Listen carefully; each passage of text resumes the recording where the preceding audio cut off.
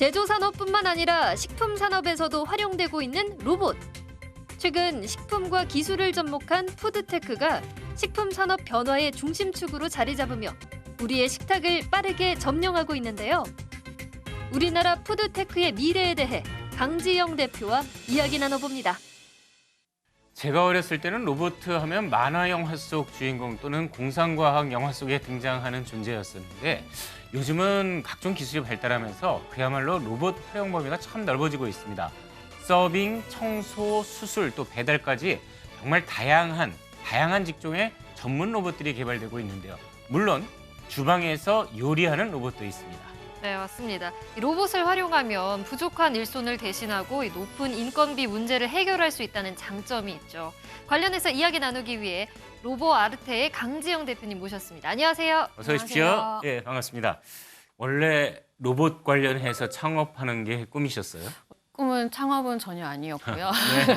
저는 원래 예능 PD 같은 거 하고 싶었었는데, 그때 근데 이제 아무래도 방송계에 진입하는 게 쉽지도 않았고, 그리고 제가 전공이 경영이었는데 그러다 보니까 자연스럽게 금융 쪽으로 제가 진로를 선택을 하게 됐고, 그래서 오히려 로봇을 다룬 5년 동안보다 사실은 자본시장에 있던 기간이 더 길긴 합니다. 이 로봇이라는 게 각광받은 게 불과 몇 년 안 된 것 같아요. 로봇가 어마어마한 잠재력을 갖고 있다 이렇게 판단을 했었나요? 저도 그 공상 뭐 그림 대회 이런 거 하면은 항상 음식을 해주는 로봇을 그리곤 했는데 그게 아직까지도 없다라는 게 좀 의문이었거든요. 근데 당시 제가 VC로 일을 할 때 미국에서는 지금 저희가 해결하려고 하는 인건비나 인력난의 문제를 먼저 로봇으로 해결해보고자 하는 그런 스타트업들이 생겨나기 시작했어요. 그게 5년, 6년 정도 되는, 그래서 그 이후에 이제 한국은 3, 4년 정도 되는 것 같습니다. 그래서 지금 흐름이 사실 메인스트림이라기보다는 아직은 좀 초기에 있는 그런 시장이 아닌가라고 생각을 하고 있어요. 하지만 확장 가능성이 굉장히 큰 시장이 아닌가라고 생각을 합니다. 로봇을 이용한 치킨 네, 맞습니다. 요리를 하신다 뭐 이러면서 한번 주목을 받으셨어요.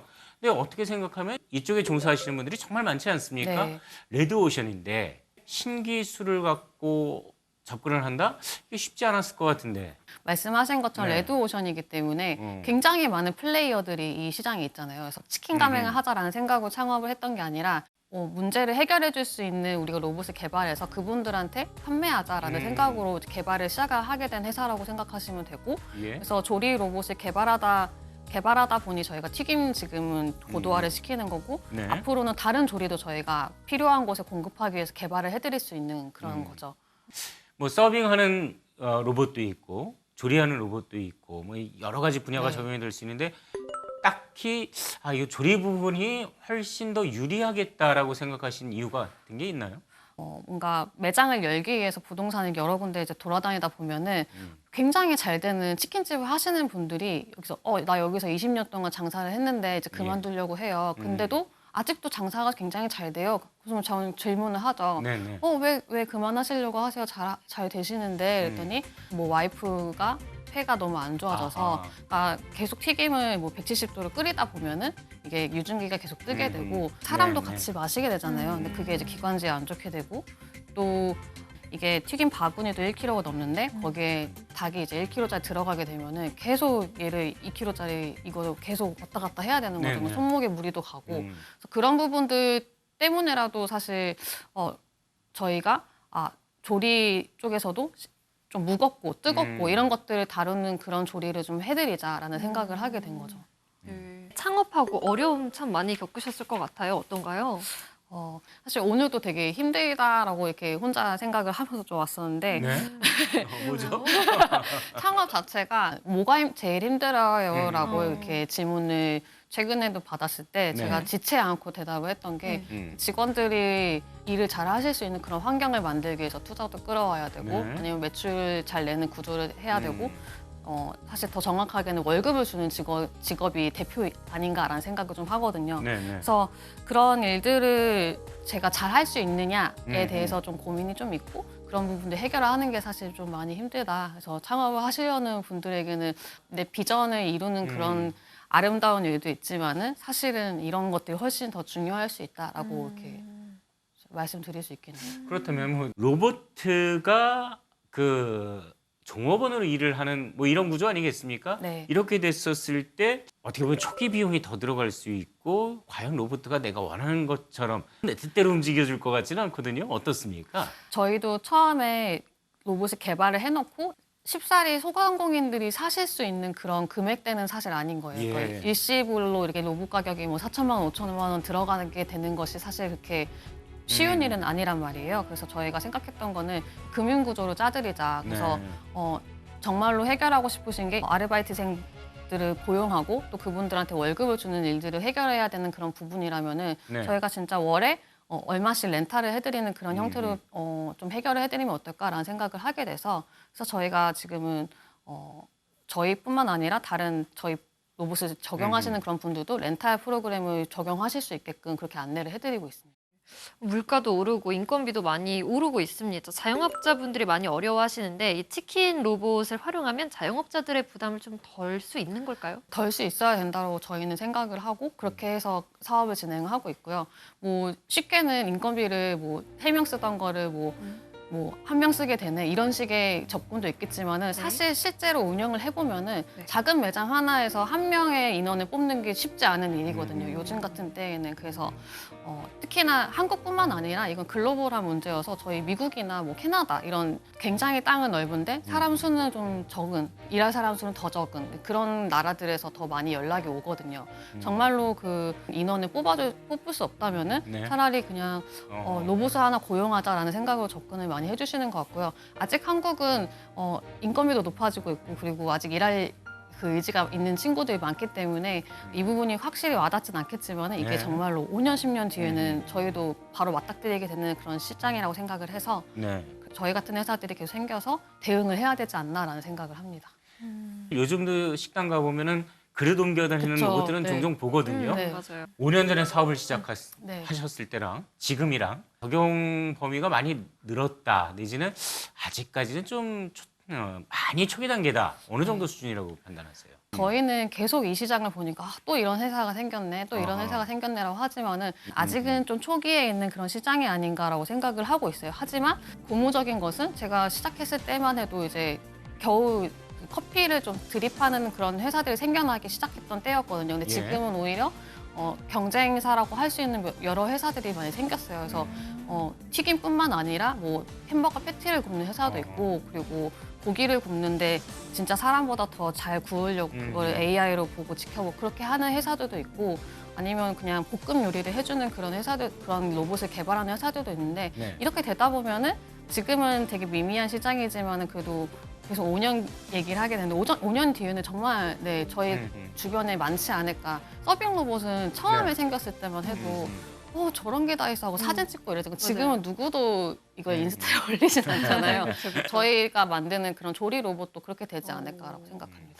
식품 산업 분야에 이런 로봇의 영역이 점점 넓어지고 있습니다. 그 이유를 뭐라고 보시나요?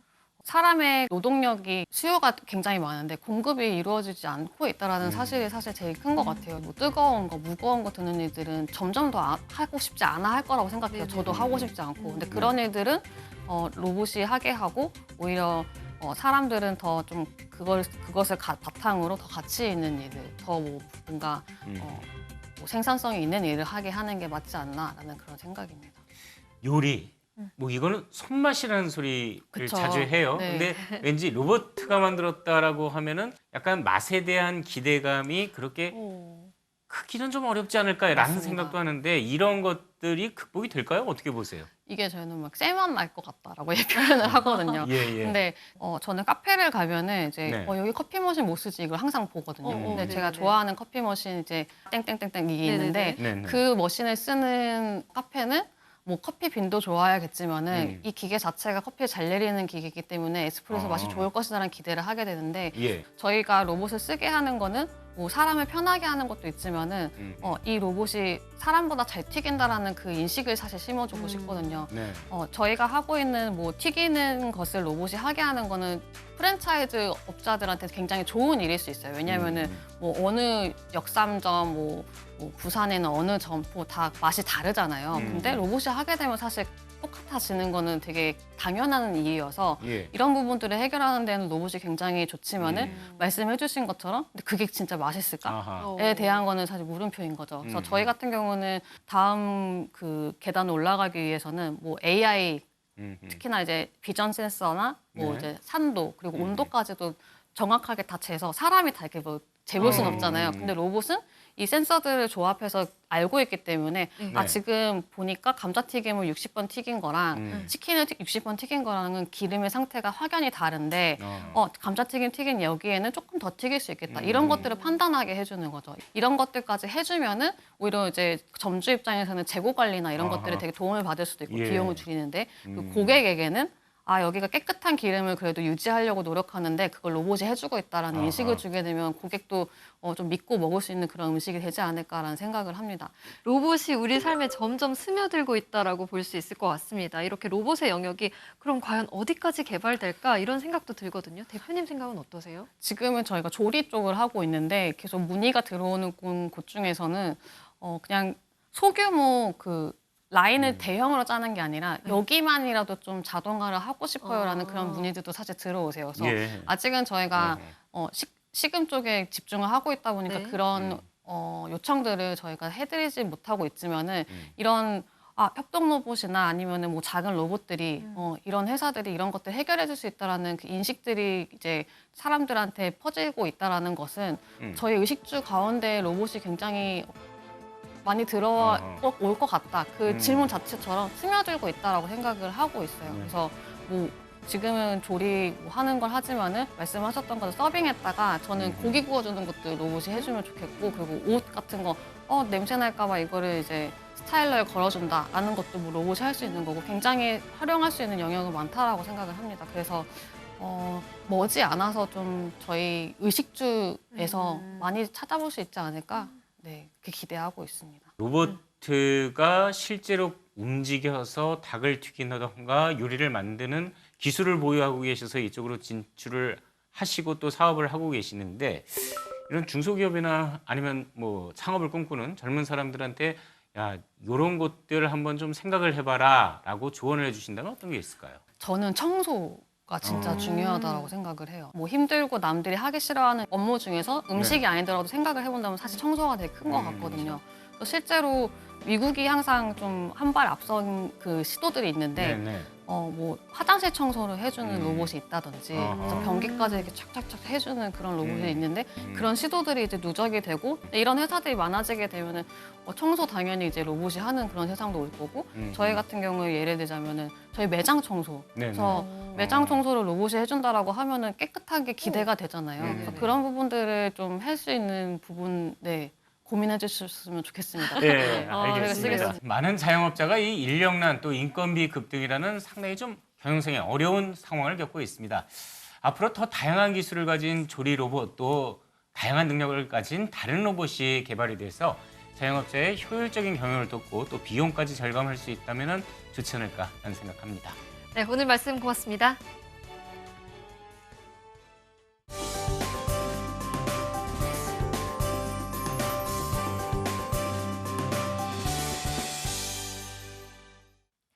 지역경제 활성화를 위해 정부가 6월을 여행 가는 달로 정하고 알뜰하게 국내 여행을 즐길 수 있도록 교통, 숙박 등 다양한 할인 혜택을 제공하고 있습니다. 그렇다면 여행 가는 달의 할인 혜택에 대해 자세히 알아볼까요? 먼저 KTX와 6개 노선 관광열차 요금을 최대 50%까지 할인받을 수 있는데요. KTX 요금을 할인받기 위해서는 숙박, 체험권 등 관광 상품을 함께 예약하셔야 합니다. 국내 5개 노선의 지방도착 항공권과 시티투어 버스, 렌터카도 할인된 요금으로 이용할 수 있는데요. 교통할인 상품은 6월 30일까지 각 판매처에서 구매 후 사용하실 수 있습니다. 전국 숙박시설 할인도 진행됩니다. 6월 2일부터 온라인으로 5만 원이 넘는 숙소를 예약하면 3만 원 할인을 받을 수 있습니다. 단 5월 30일에 지급된 5만 원 할인권을 사용했다면 3만 원 쿠폰을 발급받을 수 없다는 점 참고하시기 바랍니다. 또 한국관광공사의 품질 인증을 받은 숙소도 할인된 가격으로 이용할 수 있는데요. 6월 14일부터 1인당 최대 5만 원까지 할인받을 수 있습니다. 교통과 숙박뿐만 아니라 놀거리 혜택도 있습니다. 3개의 온라인 여행사를 통해 전국의 놀이공원 입장권을 구매할 경우 1인당 2매씩 선착순으로 만원 할인권이 지급되는데요. 할인권은 7월 31일까지 사용할 수 있습니다.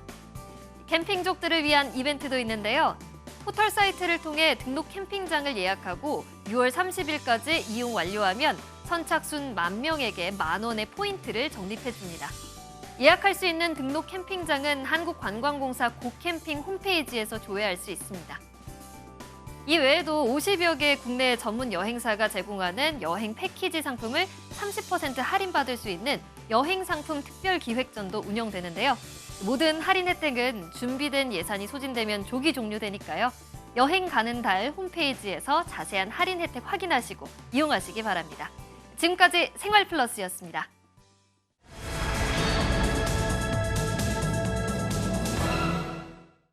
코로나로 숨죽였던 여행 심리가 되살아나면서 세계 각국은 굴뚝 없는 산업으로 불리는 관광산업 활성화를 위해 노력하고 있는데요. 우리나라가 관광산업 경쟁력을 높이고 관광 대국으로 도약하기 위해 필요한 것은 무엇일까요? 장수청 원장과 이야기 나눠봅니다. 회사 근처에 명동이 있지 않습니까? 네네. 이 코로나19로 막혔던 하늘길이 열린 다음에 정말 우리나라를 찾는 외국인 관광객이 늘고 있다는 거 이건 지금 명동 보면 많이 느껴요. 맞아요. 정부가 올해를 관광대국 원년으로 삼고 또 관광사업 부흥을 위해서 또 힘을 쓰고 있다고 하는데요. 네, 코로나 팬데믹 위기를 극복하고 우리나라가 관광 대국으로 자리 잡으려면 어떻게 해야 할까요? 야놀자 리서치의 장수청 원장 모시고 자세한 이야기 나눠보겠습니다. 어서 안녕하세요. 오십시오. 네, 반갑습니다. 관광 산업을 집중적으로 연구 조사하고 계시지 않습니까? 그렇습니다. 그럼 우리 관광 산업이 장점이 있고 단점이 있을 것 같은데 제3자적 관점에서 좀 냉정하게 분석해 주신다면 장점과 단점 어떤 게 있을까요? 2022년도에 WEF라고요. 세계 경제 포럼에서 네. 그 관광 개발 지표라는 걸 발표를 했습니다. 네. 그것은 이제 각국의 관광 경쟁력이 어느 정도가 되는지를 평가한 자료인데요. 예. 전체 평가 국가가 117개국인데 네. 저희가 15위를 차지했습니다. 15번째 낮지는 않네요. 상당히 예. 높은 위치를 차지하고 있죠. 네. 그런데 이제 세부 항목을 좀 살펴보면 저희가 네. 이제 상당히 강점으로 보이는 부분이 보건위생, 정보통신 인프라의 준비성도 상당히 높게 평가가 됐고요. 문화관광 자원이 아주 높게 평가가 됐습니다. 그런데 이제 아무래도 선진국에 진입하다 보니까 가격 경쟁력은 조금 낮게 평가가 됐다. 또 하나 특징은 좀 천연 관광 자원 부분에 있어서 아하. 평가가 조금 낮다.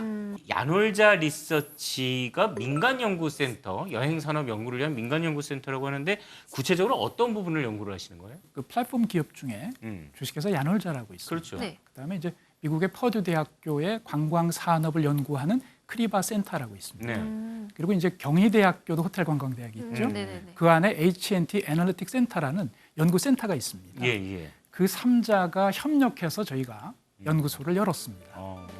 저희가 연구소를 연 이유는 우선 관광 산업을 발전시키기 위해서 열었는데요. 그 중에서도 사업자들이 좀 유용하게 쓸 만한 정보와 또 자료를 좀 만들어야 되겠다. 아하. 이런 생각을 해서 우선 오픈을 했고요. 네. 저희가 특히 이제 강조하고자 하는 부분은 저희가 기존에 그 사업자들이 쓸 만한 자료들이 왜 없나 살펴보니까 그런 데이터를 꾸준히 쌓아온 그런 어떤 연구기관이 없었다. 아하. 그래서 이제 앞으로 저희가 조금 장기로 내다보고 예. 그런 데이터도 좀 축적을 하고 분석을 해서 산업에다 좀 공급하는 네, 이런 네. 좀 공적인 연구를 하려고 지금 생각을 하고 있습니다. 자원을 덜 쓰면서도 높은 부가가치를 창출할 수 있는 그런 산업이 아니겠느냐 이런 생각이 드는데 일단은 외국 사람들한테 좀 끌어당기는 그런 매력이 있어야 되지 않을까요?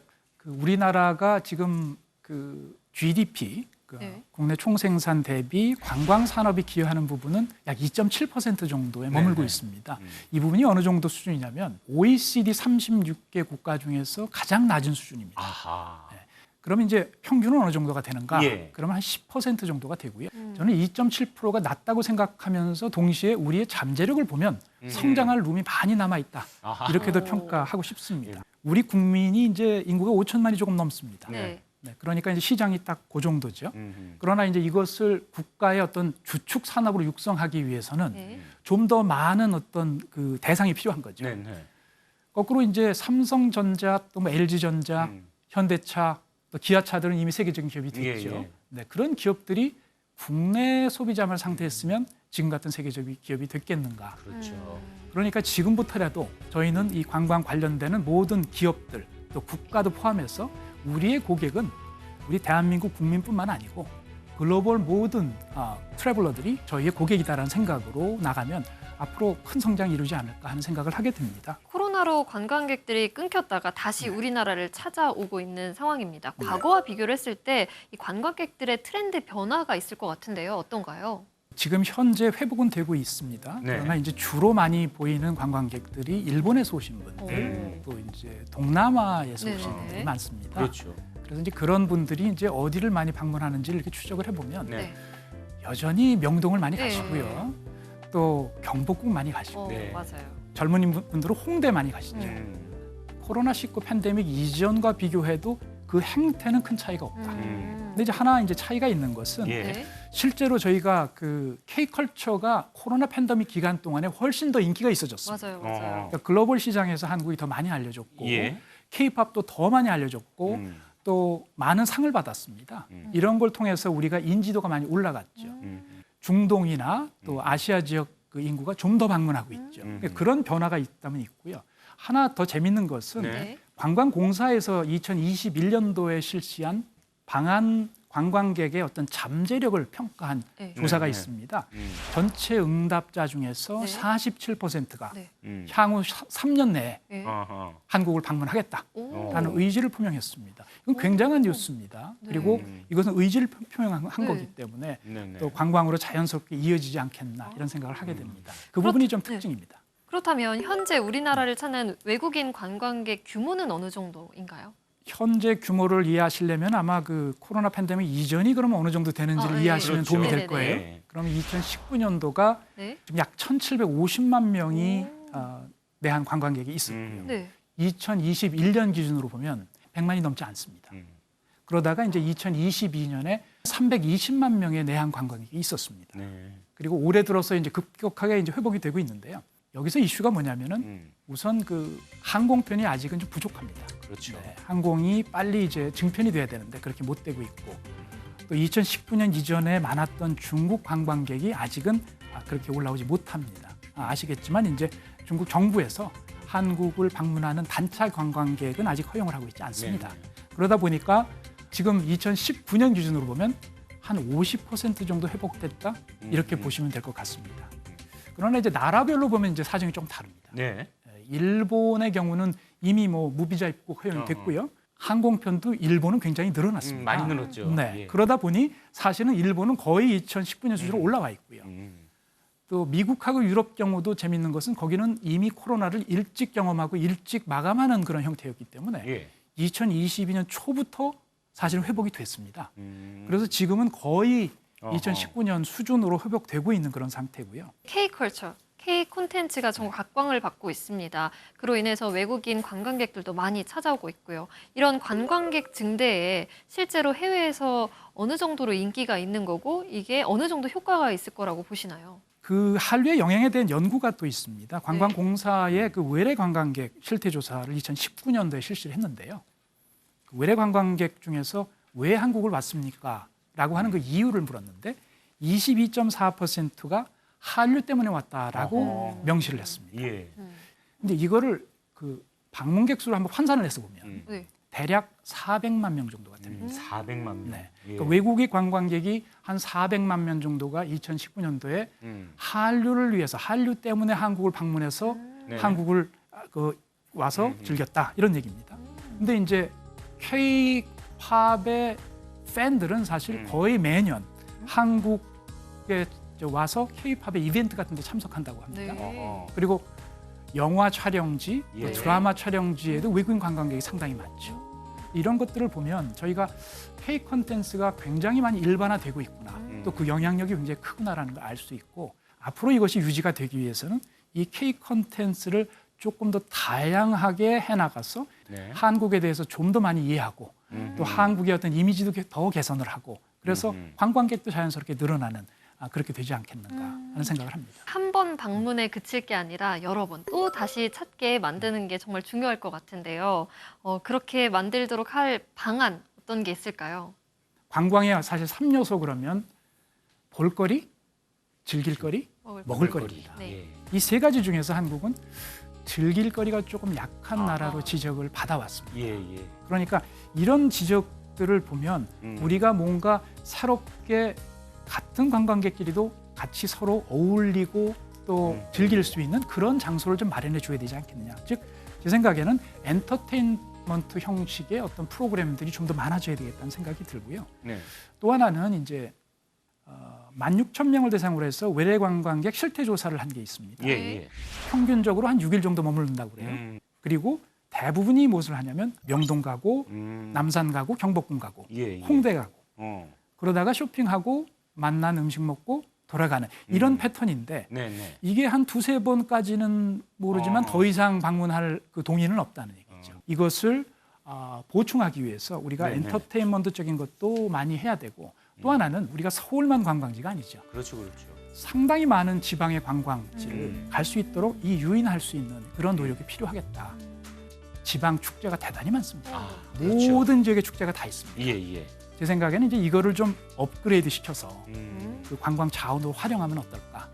그러면 이제 여러 번 방문해도 네. 항상 볼거리가 있고 새로운 즐길거리가 있는 한국 관광이 되지 않겠나 싶습니다. 편의성, 특히 디지털 기술을 활용을 한 이런 편의성을 어떻게 제공할 것인가 이런 부분도 좀 고민을 해야 될 것 같아요. 그렇습니다. 예. 네. 근데 조금 아쉽지만 지금 한국 관광 산업에 있는 많은 분들은 아직도 본인들의 그 사업체에 그걸 적용하는 사람들은 참 적은 편입니다. 그러면 이제 왜 이렇게 활성화가 덜 됐느냐를 네. 살펴보면 관광 사업체를 하시는 분들의 영세성이 있지 않는가. 그러셨다. 이 통계가 좀 나와 있는 게 있습니다. 예. 국내 관광 기업 중에서 매출이 지금 10억 미만인 업체의 비율이 96%. 어허. 네.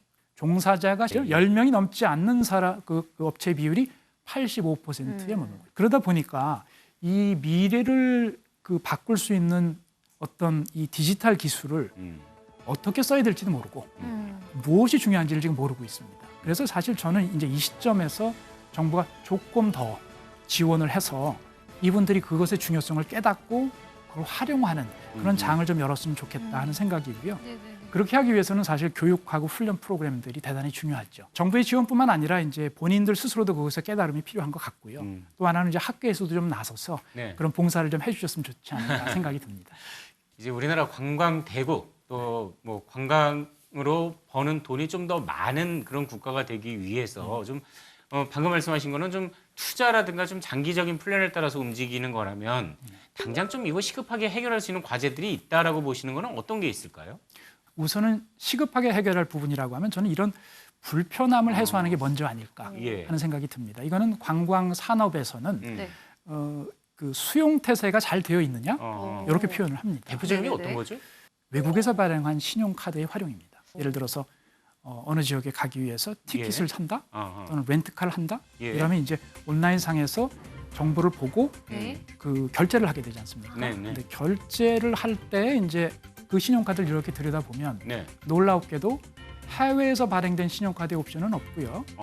국내 은행 또는 신용카드에서 발행된 신용카드만 옵션이 있습니다. 그 얘기는 이 외국인들이 그 이커머스를 국내에서 할 수 없다는 얘기죠. 또 하나는 아마 언어적인 문제일 텐데 네, 네. 제가 말씀드린 언어적인 문제는 온라인 상에서도 이 영어 문제가 또 외국어 문제가 됩니다. 왜냐하면 예를 들어 외국인이 지방을 가고 싶어요.